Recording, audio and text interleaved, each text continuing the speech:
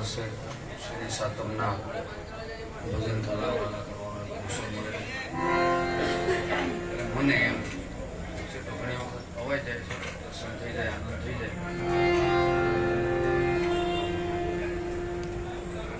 પછી દર વર્ષે હું એડવાન્સમાં દરેકને હેપી ન્યુ યર, નવા વર્ષ રામ રામ ને જય સીતારામ એડવાન્સમાં. પછી સીધી દિવાળી, બેસતું વર્ષ,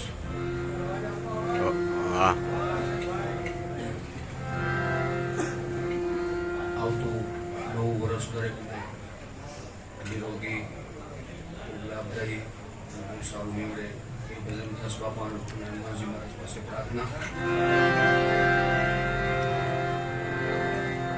દરેક મેળા છીએ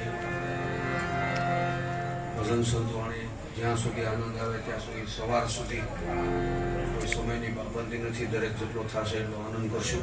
અરે 5-10 મિનિટ પૂરતી બધા સાથે સ્મરણ કરીએ, નાની એવી ધૂન કરીએ.